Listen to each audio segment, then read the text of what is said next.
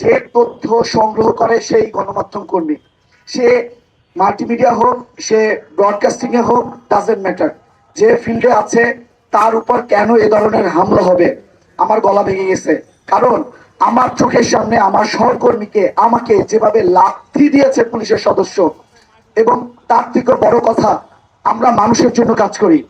আমাদের চোখের সামনে যখন নির্বিচারে সাধারণ মানুষদের নির্বিচারে পিটাবে, আর তখন তার যদি আমরা প্রতিবাদ করি, কেন আপনি সাধারণ মানুষদের পিটাচ্ছেন, আর সেই কারণেই আমরা গণমাধ্যম কর্মীরা পুলিশের কাল হয়ে দাঁড়িয়েছিলাম গতকালকে।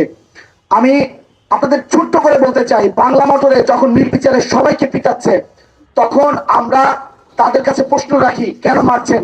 সাথে সাথে আমার ঠিক তলপেটের জায়গায় বুট দিয়ে লাথি দেয়। তার ভিডিও চিত্র রয়েছে সোশ্যাল মিডিয়া সহ সব জায়গাতে।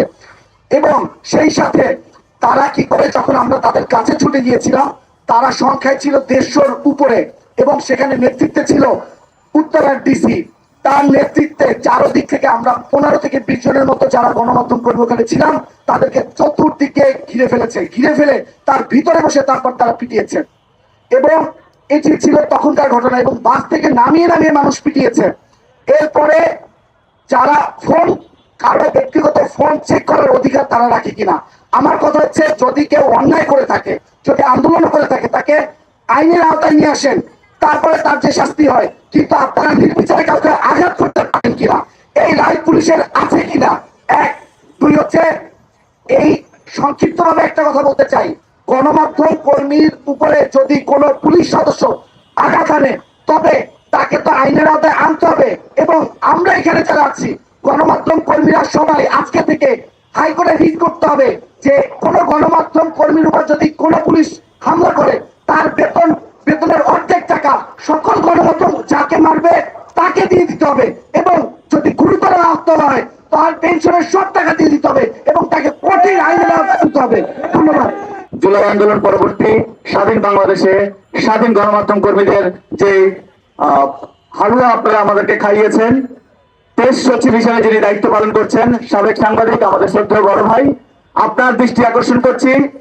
তথ্য উপদেষ্টার দায়িত্ব পালন করছেন রেজা, বা আপনার দৃষ্টি আকর্ষণ করছি, আপনারা ক্ষমতায় থাকাকালে স্বাধীন গণমাধ্যমে কিভাবে হামলা করা হয়, কিভাবে একজন প্রতিবেদককে, কিভাবে একজন ক্যামেরা পার্সনকে, কিভাবে একজন সাংবাদিকের গায়ে হাত দেওয়া হয়। এবং 24 ঘন্টা পার হয়ে গেছে, এখন পর্যন্ত আপনাদের ঘুম ভাঙেনি।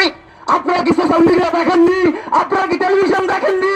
আপনাদের কান পর্যন্ত কি আপনাদের পেটুয়া বাহিনীর কোন গোয়েন্দা, কোন ইনফরমার আপনাদের কান পর্যন্ত সেই সংবাদটি পৌঁছায়নি যে যারা রাষ্ট্রের চতুর্থ স্তম্ভ, তাদেরকে আপনাদের পেটুয়া বাহিনী রেপ মেরে রাস্তায় ফেলে দিয়েছে? আমরা এই পুলিশ সদস্যদের প্রকাশ্য বিচার চাই। তাহলে এরপর থেকে প্রত্যেকটি গণমাধ্যম কর্মী, এই পুলিশ, এই র্যাব, এই পুলিশ সদস্যদের সাথে যতগুলো পেট্রোল বাহিনী আছে সবাইকে একসাথে বয়কট করবে এই সরকার। এবং পরবর্তীতে যারা সরকার আসবে, তারা যদি গণমাধ্যমের রাষ্ট্রের চতুর্থ স্তম্ভের নিরাপত্তা প্রদান করতে ব্যর্থ হয়, আমরা তাদের সকল ধরনের কার্যক্রম বয়কটের ডাক দিব ইনশাআল্লাহ।